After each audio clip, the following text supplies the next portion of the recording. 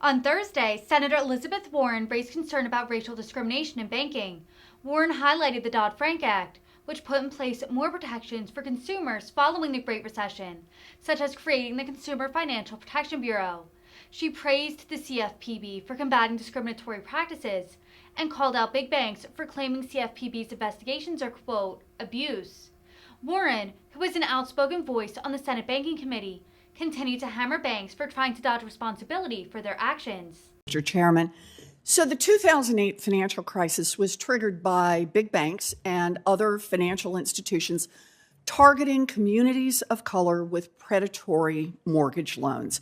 So to ensure that that never happens again, Congress made it illegal under the Dodd-Frank Act for any company offering consumer financial products to engage in, and I'm going to read the language, unfair, deceptive, or abusive acts or practices, or UDAPs as they are known with the acronym.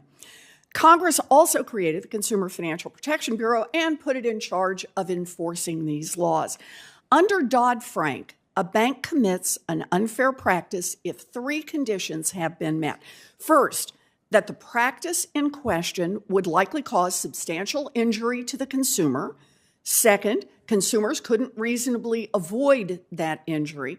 And third, the injury is not outweighed by other benefits to consumers or competition. So I want to talk through what that unfairness standard means in practice.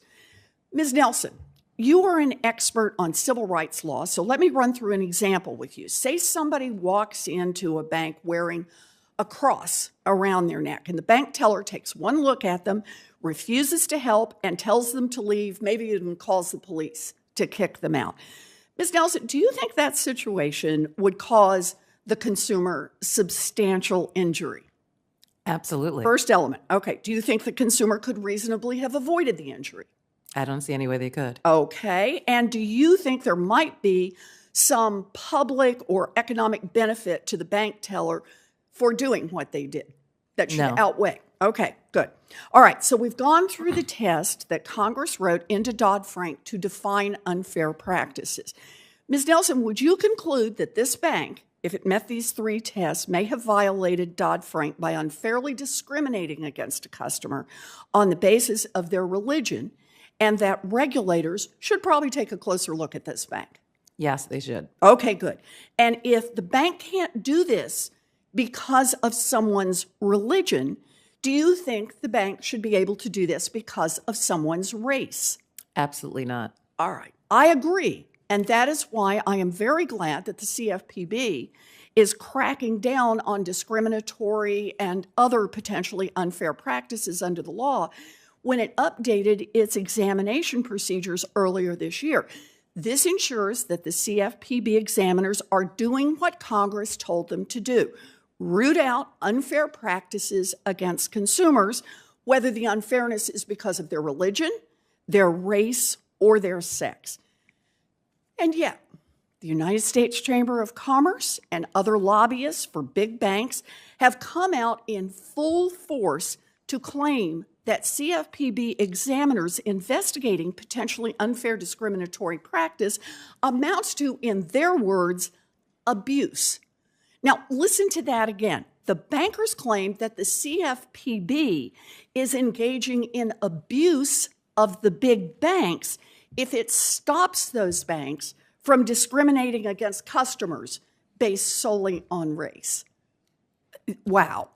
So over and over, the banks have been caught red-handed discriminating against customers. My colleagues were just talking about it. In 2011, Bank of America agreed to pay $335 million for charging Black and Latino customers higher rates on mortgages. In 2012, JP Morgan Chase got caught doing the same thing and paid $55 million in penalties. In 2017, Wells Fargo got caught doing the same thing and agreed to pay $175 million. Mr. Morial, your organization has been on the front lines protecting consumers against unfair practices. Can you tell us a little about the impact these practices have on consumers? Well, thank you very much, Senator Warren, and thank you for your leadership. Settlements are never effective to help people recover the wealth that they've been stripped of. And settlements alone do not form, I think, an effective deterrent to future discrimination and a continuation of the practices which led to the lawsuits.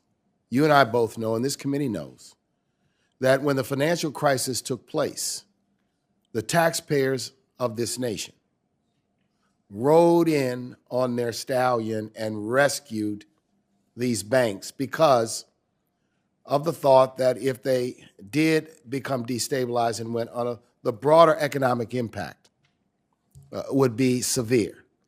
So at that time, the idea of the CFPB is that there needed to be a stronger methodology and enforcement arm to prevent the reoccurrence of the kinds of practices that brought us to fall of 2008, which was a tragic moment for this nation. I testified before this very banking committee in 2010 on that crisis and on the need for CFPB and on the fact that a false narrative had been created by the financial services industry that it was lending to black and brown people that caused the crisis. And in this committee, with statistics and charts and graphs, that theory, that narrative was debunked.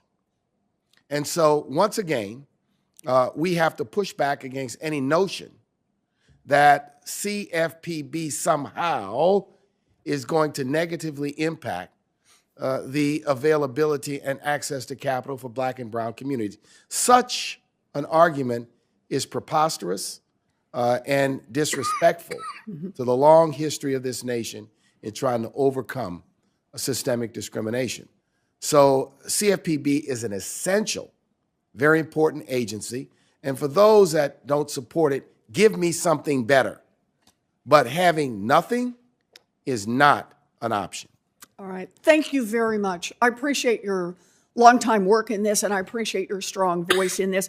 You know, the idea that the banks will continue to argue quite openly that they want to protect their ability to discriminate against people based on race is truly outrageous. And I applaud the CFPB for saying, not on their watch, not going to happen. Thank you. Thank you. And I now recognize Senator Warner. Sorry about that. Sorry, Mr. Chairman, I was